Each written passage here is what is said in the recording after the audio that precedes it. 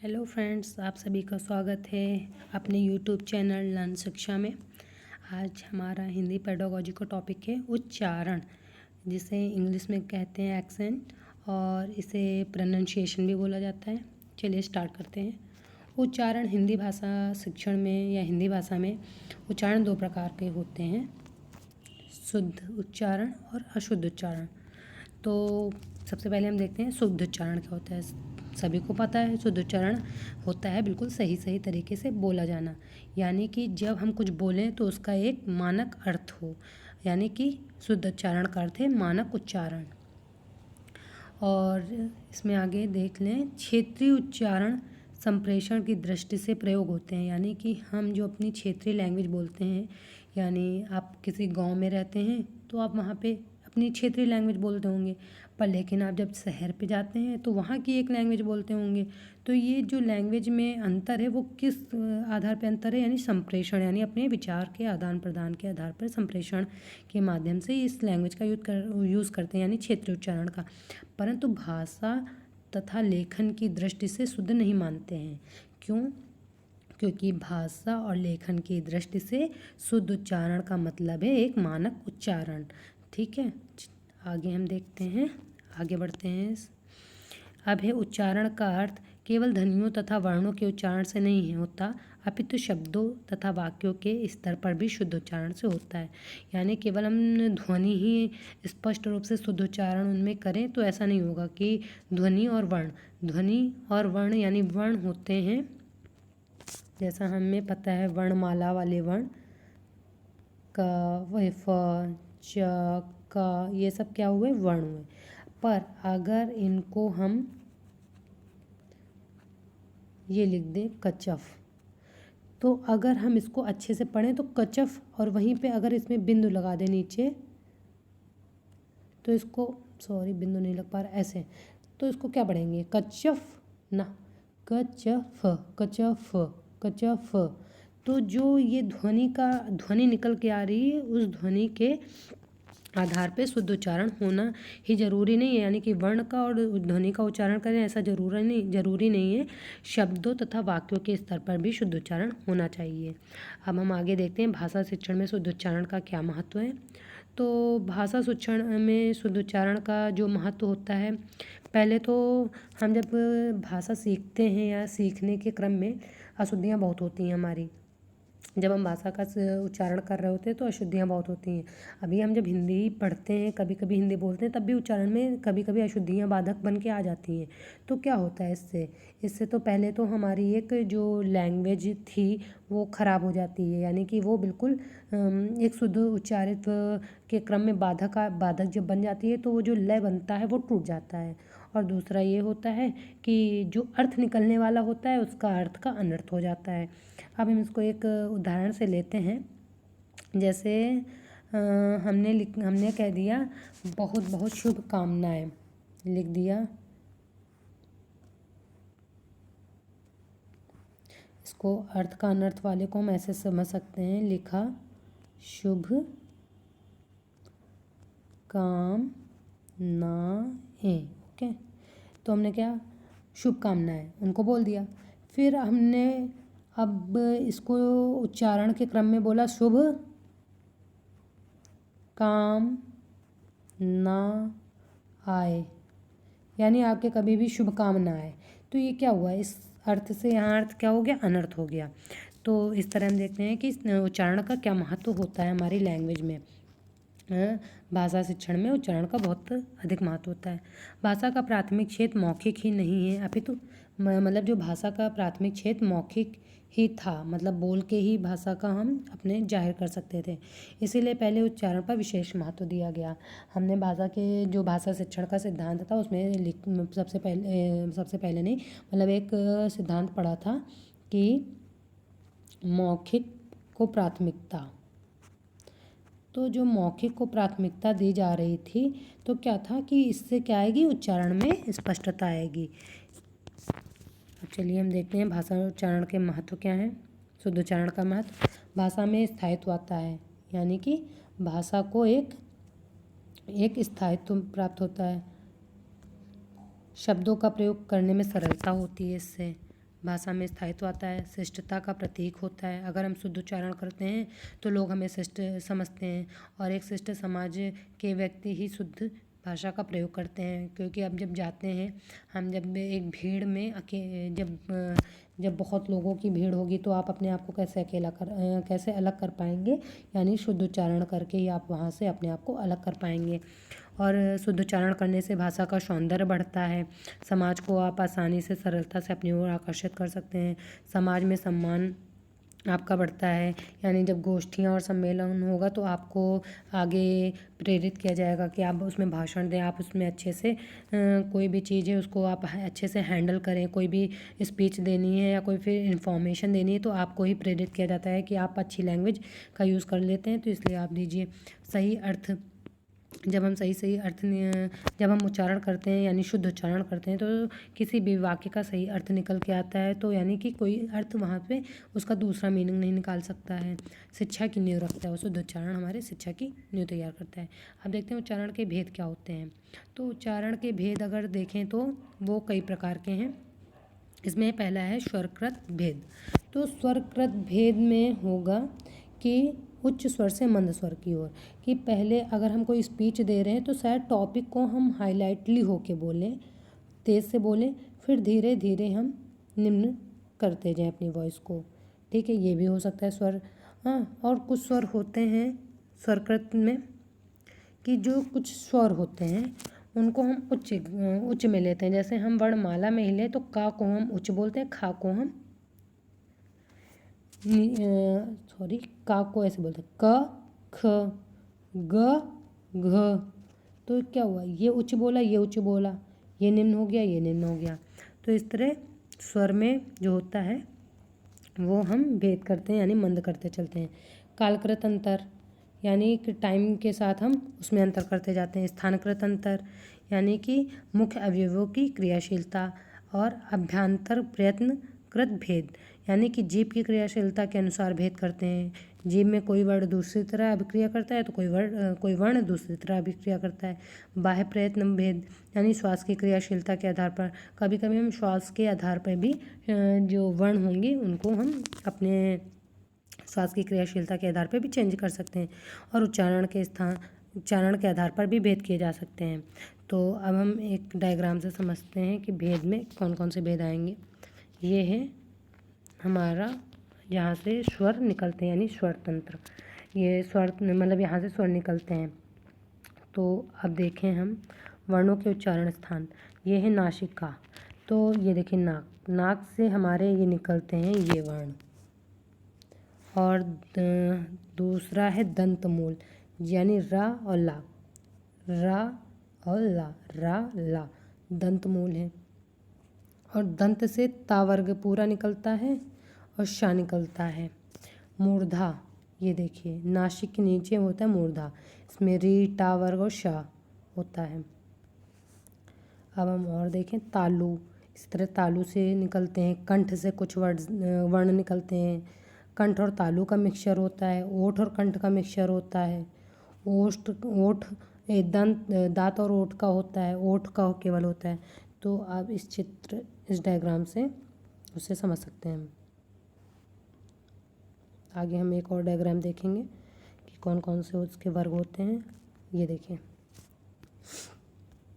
देखिए मूर्धा, कठोर तालु, वर्ड्स, दांत, ओठ, जीभ, कोमल तालु, कौवा जिसे बोलते हैं, पीछे जो होता है उससे भी वर्ण निकलते हैं। स्वरतंत्र और श्वास नली, इनसे भी वर्ण निकलते हैं।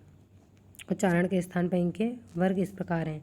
ये देखिए वर्ग लिखे हुए हैं और वर्ण लिखे हुए हैं, और उनका उच्चारण कहाँ से होता है और वर्ण का नाम क्या दिया जाता है, आप इसे देख सकते हैं। अब हम इस वाले डायग्राम में भी देख लें, यहाँ पे दिया गया है। कंठ से, तालु से, मुर्दा से, जीभ की रगड़ से, दंत से, वर्ड से यानी मसूढ़े से, ओठ से, कंठ और तालु के मिक्सचर से, कंठ और ओठ के मिक्सचर से, दंत और ओठ के मिक्सचर से, दंत और ओठ के, वाह देखिए कितने आराम से, वाह वाह वाह वाह, जीभ मुड़ के दंत के नीचे लगती है। और नासिका से म, और कंठ और जीवा से क ख ग। अब हम देखते हैं अशुद्ध उच्चारण क्या होते हैं। तो हमने ये पढ़ लिए उच्चारण के भेद। उच्चारण के भेद अगर लिखने के लिए आएगा तो हमें उच्चारण स्थान के आधार पर भेद अगर हमें मतलब उच्चारण के भेद लिखने के लिए आए तो हमें उच्चारण वर्णों के उच्चारण के स्थान पर भेदों को दिखाएं और ये डायग्राम भी हम कोट कर सकते हैं एग्ज़ाम में। इससे हमें नंबर की प्रभावशीलता बढ़ जाती है, यानी नंबर अच्छे मिलने के लिए हम आगे बढ़ते हैं। हमारी कॉपी दूसरों से अलग होगी। अब हम अशुद्ध उच्चारण देखते हैं कि अशुद्ध उच्चारण क्या होते हैं। जब हम बोलते हैं या लिखते हैं तो वहाँ पे हम अपना क्या दिखाते हैं, अपनी योग्यताओं की क्षमताओं को, अपनी अभियोग्यता की क्षमताओं का विकास को दिखाते हैं। जब एक एग्ज़ामिनर कॉपी चेक करता है, अगर आप एग्ज़ाम में कॉपी लिख रहे हैं, आपने कोई भी हेडिंग डाली, फिर आपने लिखना स्टार्ट किया, तो जब आप लिखते हैं तो वहाँ तो पहले तो क्या दिखाते हैं, पहले आप दिखाते हैं स्ट्रक्चर कि आपने कितना अच्छा स्ट्रक्चर बनाया है। एग्ज़ामिनर प्रभावित होता है तो इसके नंबर देता है। फिर अगर आप वो देखता है कि यहाँ पे अशुद्ध लिपि का प्रयोग है, यहाँ भी अशुद्ध लिपि का प्रयोग है, कहीं कहीं बीच बीच में कटा वटा भी है, तो वहाँ क्या होता है, वो जिससे प्रभावित हुआ था उससे वो निगेटिव की तरफ चला जाता है, यानी कि ये बच्चा में अशुद्ध उच्चारण। यानी क्या हुआ, अब की एक जो अभियोग्यता क्षमता एक जो अच्छी थी यानी स्ट्रक्चर करने की, वो क्या हुई, अशुद्ध उच्चारण के कारण उस योग्यता क्षमता पे सवाल लग गया, यानी एक क्या हुआ, निगेटिव इम्पैक्ट पड़ा। तो यानी कि जब भी आप लिखें या बोलें तो उसमें एक शुद्ध उच्चारण करना ज़रूरी होता है। वाचन की प्रक्रिया में यानी कि बोलने की प्रक्रिया में शुद्ध उच्चारण तथा लिखने की प्रक्रिया में शुद्ध वर्तनी का विशेष महत्व है। जैसे हमने कि उस उदाहरण से देख लिया है कि कैसे हम अपने अशुद्ध उच्चारण से अपनी कॉपी ख़राब कर सकते हैं। अब अशुद्ध उच्चारण के प्रकार को देख लेते हैं। अशुद्ध उच्चारण के प्रकार निम्न प्रकार के हैं। वर्णमाला के उच्चारण, जैसे क ख ग घ को कै खे गए घे बोलते हैं, ये हरियाणा में यूज़ किया जाता है। हरियाणा में कै खे गए घे बोल दिया जाता है। पहाड़ी इलाकों में भी कै खे गए का उच्चारण वर्णमाला में होता है, यानी वर्णमाला के उच्चारण में अशुद्ध उच्चारण का प्रयोग होता है। स्वर लोप हम लोग स्वरों का लोप कर देते हैं बोलने में, जैसे कि एकादश को एकादशा बोल देते हैं, यानी एकादश होना चाहिए पर बोल देते हैं एकादशा। शब्द के अंत में लिखते ई और बोलते बड़ी ई हैं, जैसे मुनि बोलना चाहिए बोल देते हैं मुनि, मनु बोलना चाहिए बोल देते हैं मनु। जैसे कभी कभी उर्दू जो होता है, उर्दू उसमें लगती तो छोटी की मात्रा है, बड़े ऊ की मात्रा है, लेकिन कभी कभी उर्दू बोल देते हैं बहुत लोग। तो वो क्या होता है कि शब्द के अंत में जो भी वर्ड होता है उसका लोग करते चले जाते हैं। स्वर आगमन का दोष होता है, जैसे कि लिखते तो स्कूल हैं पर बहुत लोग बोलते हैं स्कूल, लिखते स्टेशन है, बोलते मानक उच्चारण जो होता है स्टेशन, लेकिन बोलते हैं स्टेशन। स्वर भक्ति यानी जो दो स्वर हैं वो एक में जुड़े हैं लेकिन उनको अलग अलग करके बोला जाएगा, जैसे कि प्रताप को परताप और कहीं कहीं भक्ति को श्री को श्री बोल देते हैं। तो ये सब अशुद्ध उच्चारण के प्रकार हैं। कैसे कैसे स्वर भक्ति का दोष हो जाता है। री को रा लिखते हैं और पढ़ते भी रा हैं, जैसे वृक्ष को वृक्ष पढ़ते हैं, गृह को ग्रह पढ़ते हैं, तो वहाँ पे रा निकलता है। गृह होना चाहिए पर गृह तो ग्रह पढ़ देंगे। लिखते औ हैं बोलते औ हैं, जैसे गौशाला को गौशाला। ईकार उवा उकार के दोष होते हैं, जैसे श्रीमती को श्रीमती बोलना, और पति को पति बोलना। ईकार व उकार के दोष हमने देख लिए। अब है चंद्र बिंदु तथा अनुसार का भ्रम। चंद्र बिंदु अनुसार का भ्रम होता है, जैसे अश्रु के स्थान पे आंसू बोलते हैं तो आंसू बोलते हैं लेकिन आंसू लिखते हैं आंसू चंद्र बिंदु लग जाता है आंसू आशु। ड़ा को ना का उच्चारण करते हैं, होना चाहिए ड़ा हम उच्चारण करते टाइम ना लिखें, ना उच्चारित करते हैं। जैसे गुण को गुण बोल देते हैं, प्रणाम बोलना चाहिए प्रणाम बोलते हैं। वहाँ पे एक हम देखते हैं स्वर भक्ति भी हो जाती है, प्रणाम एक तो प्रणाम भी बोल देते हैं बहुत लोग क्षेत्रीय लैंग्वेज में, और ऊपर से जो ड़ा होना चाहिए प्रणाम का वो भी लोप हो जाता है। और सा को शा बोलते हैं, जैसे कि और कहीं कहीं शा के स्थान पे इस वाले शा का यूज़ करते हैं और इस वाले शा के स्थान पे सा का प्रयोग करते हैं। जैसे कि एक एग्जांपल है शाम, जैसे शाम होती है तो वहाँ पे बहुत लोग बोलते हैं शाम, ये वाला यूज़ करते हैं, ये वाला सा शाम सपेरा वाला सा। तो इस प्रकार कई सारे उच्चारण के दोष के प्रकार हैं। अधिकतर छा जो छतरी वाला छा है उसको छा बोलते हैं, छाते वाला छा और या ज्ञा को ज्ञा बोलते हैं। तो इस तरह के कई सारे हमने दोष देख लिए। अशुद्ध उच्चारण के कारण। अब हम देखते हैं ये अशुद्ध उच्चारण होते क्यों हैं, आखिर इसके क्या कारण हैं। तो पहला है तो भौगोलिक प्रभाव। जब हम देखते हैं कि हम कहीं पे रहते हैं तो हम वहाँ की क्षेत्रीय लैंग्वेज यूज़ करते हैं और उसी के अकॉर्डिंग हम अपना उच्चारण करते हैं। जैसे कि हम जैसे हरियाणा वाले लोग कुछ दूसरी तरह बोलेंगे, कित्थे ये कैसा है, मतलब वो दूसरी तरह बोलेंगे। लेकिन वहीं पे नॉर्थ इंडिया वाले लोग जो होंगे, यानी यूपी और बिहार के साइड वाले, वो दूसरी तरह बोलेंगे।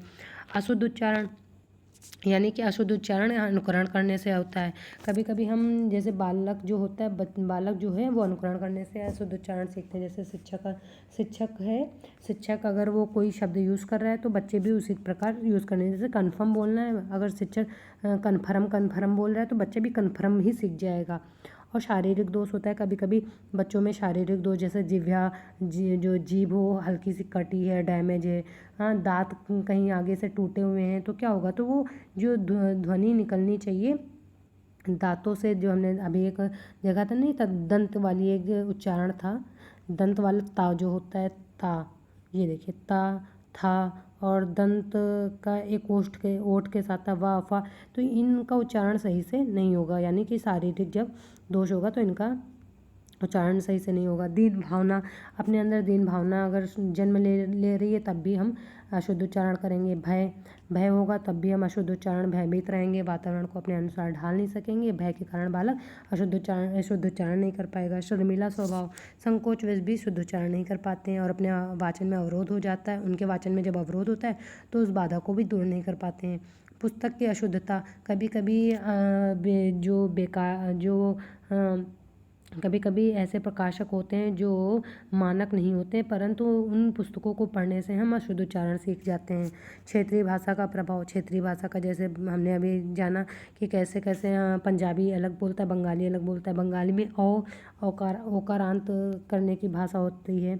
जैसे हम कभी कभी न्यूज़ में, जो हमारी सीएम है बंगाल की ममता बनर्जी, तो ममता बनर्जी जब बंगाली भाषा का प्रयोग करती हैं, हम नहीं हटेंगे, तो वो जो उनकी लैंग्वेज है तो उसमें ओकारांत ज़्यादा होता है। तो इस प्रकार क्षेत्रीय भाषा में अलग अलग क्षेत्रीय भाषा के प्रभाव से हमारा उच्चारण जो है अशुद्ध हो जाता है। अज्ञानता, कभी कभी ज्ञान भी नहीं होता है कि ध्वनि ये प्रयोग कैसे की जाती है। ना एड़ा यूज़ होना है तो हम ना यूज़ करके उस ध्वनि के उच्चारण को अशुद्ध कर लेते हैं। तो ये अज्ञानता के कारण भी होता है। अब हम यहाँ देखते हैं अशुद्ध उच्चारण के कारण, इसको संक्षिप्त में अगर देखें तो शिक्षक द्वारा अशुद्ध उच्चारण, शिक्षक का अनुकरण करके। मनोवैज्ञानिक कारण, जैसे दीन भावना, अपने अंदर शर्मीलापन आ गया, भय आ गया। प्रयत्न का अभाव, प्रयत्न ही नहीं करना चाहते उसको शुद्ध करने के लिए। असावधानी, सावधान नहीं रहते हैं। दुराभ्यास, सामाजिक प्रभाव, वही क्षेत्रीय वाला आ जाएगा। और शिक्षण का अभाव, अज्ञानता के कारण, ध्वनि यंत्र के दोष के कारण और बोली का प्रभाव आदि। अब हमने ये देख लिए हैं अशुद्ध उच्चारण के कारण क्या होते हैं। अब है भाषा वैज्ञानिक आचार्यों के अनुसार अशुद्ध उच्चारण भेद के कारण, यानी कि जो उच्चारण भेद है वो हम कर रहे हैं, ये ना केवल अशुद्ध उच्चारण से जुड़ा है, ना केवल शुद्ध उच्चारण, यानी कि ये उच्चारण से जुड़ा हुआ है। उच्चारण भेद के कारण। तो अब हम चलिए आगे देखते हैं उच्चारण भेद के कारण विचारकों ने क्या क्या बताए, वैज्ञानिक आचार्यों ने। तो शीघ्र प्रयत्न, जब बच्चा बहुत जल्दी सीखने की कोशिश करता है कि आज हमने सीखा तो इसको हम यूज़ करेंगे, तो हम उसने आज सीखा और वो कल से प्रयोग करने लगा, यानी कि उसने अभी शुद्ध सीखा भी नहीं, उसको बोलने लगा, तो वो क्या बोलेगा, वो अशुद्ध उच्चारण की ओर चला जाएगा और उसमें वो सुधार अगर ना करे तो वो वैसा ही वर्ड सीख जाएगा, उसको हमेशा के लिए वैसा ही प्रयोग करेगा। प्रयत्न लागू, यानी कि जो सीख गया उसमें प्रयत्न नहीं करना चाहता है कि प्रयत्न करके उसको सुधारे। कम श्रम होने पर प्रयत्न लागू के फलस्वरूप उच्चारण अशुद्ध हो जाता है। आदत, यानी उसकी आदत भी होती है कि अनुचित उच्चारण की विकृति उसमें उत्पन्न हो जाती है। कहीं कहीं से होता है कि वो जिस वातावरण में रह रहा है उसी प्रकार की अनुचित आदतों के कारण भी उसमें ये उच्चारण के जो भेद जो भी उच्चारण शुद्ध उच्चारण करना चाहिए वो उच्चारण नहीं हो पाता है। अब ये उच्चारण दोषों का निदान कैसे हो, तो उच्चारण दोषों के निदान को इसमें 5 बताए गए हैं, तो हम पाँचों को देखते हैं एक एक करके। तो पहला है ध्वनि तत्व का ज्ञान कराकर। जैसे हमने पहले देखे हैं कि कौन कौन सी ध्वनि होती हैं, हमने देखा कि कहाँ कहाँ से ध्वनि वर्ण ध्वनि निकलती हैं, तो उस प्रकार के उनको ज्ञान कराया जाए कि का कहाँ से निकल रहा है, खा कहाँ से निकल रहा है, ता दांतों से निकल रहा है। तो इस प्रकार जब वो समझेंगे तो वो अपने अंगों का प्रयोग करेंगे और अपने उच्चारण को सही कर सकते हैं। तो ध्वनि तत्व का ज्ञान में पहले ही है हिंदी ध्वनियों का वर्गीकरण सिखाना। हिंदी ध्वनियों का वर्गीकरण सिखाना यानी कि जैसे हिंदी की ध्वनि हम एग्जाम्पल लें, हिंदी ध्वनि में एक तो पहला होता है अल्पप्राण और महाप्राण ध्वनि। होती तो कई सारी हैं, यहाँ पे हम देख सकते हैं अघोष अघोष की, अल्पप्राण महाप्राण, श्वानद, ह्रस्व दीर्घ, अनुसार अनुनासिक, संवृत विवृत आदि ध्वनियों का अंतर समझाया जाए। तो हम इसको अल्पप्राण और महाप्राण वाली ध्वनियों को सीखते हैं। कैसे सीख सकते हैं, जैसे अल्पप्राण में आएगा क, महाप्राण में आएगा ख, अल्पप्राण में आएगा ग, इसमें आएगा घ, इसमें आएगा अड़ा। अब हम अल्पप्राण में देखें तो क में कम हमारी श्वास खर्च हो रही, क, ख, ख में ज़्यादा ध्वनि खर्च हो रही है, ग में कम, ख में घ में ज़्यादा।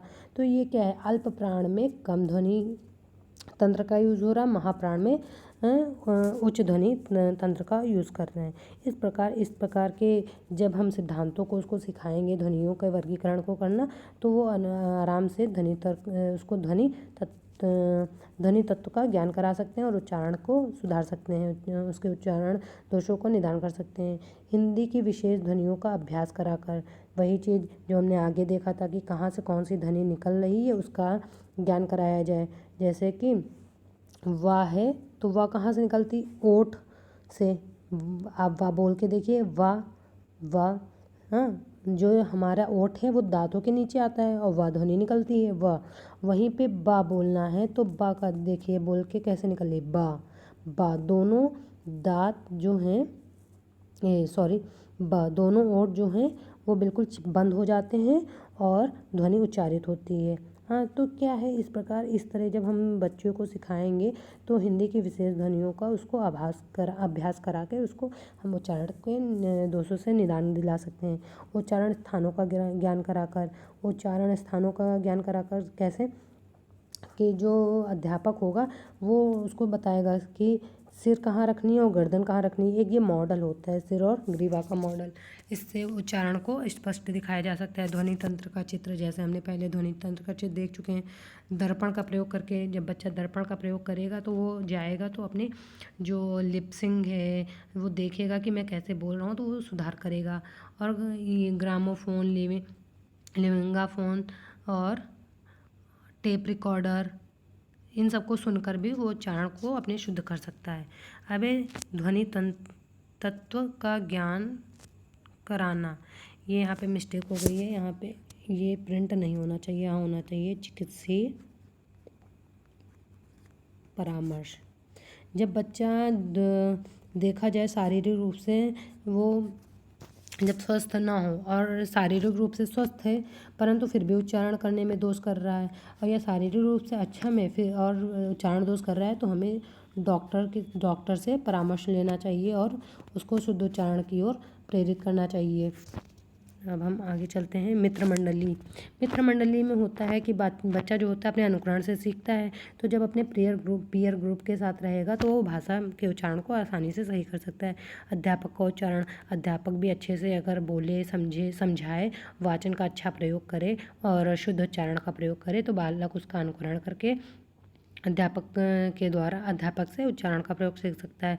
संतुलित व्यवहार, अगर उसका व्यवहार संतुलित हो यानी कि उसको भय ना हो और उसका व्यवहार जो है वो असंयमित ना हो, डर ना पैदा करने वाला हो, उसमें कोई संकोच ना हो, और जिस तरह उसके भय, डर, संकोच, आत्महीनता को दूर करके उसमें इस तरह का संतुलित व्यवहार ला कर भी उच्चारण को आसानी से सिखाया जा सकता है।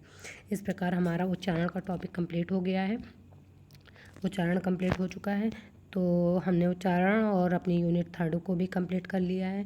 अगर आपको मेरा टॉपिक पसंद आ रहा है तो प्लीज़ मेरे वीडियो को लाइक करिए, शेयर करिए एंड कमेंट करिए, और जितना भी हो सके अगर आपने अभी तक मेरे चैनल को सब्सक्राइब नहीं किया है तो प्लीज़ सब्सक्राइब कीजिए। Thank you.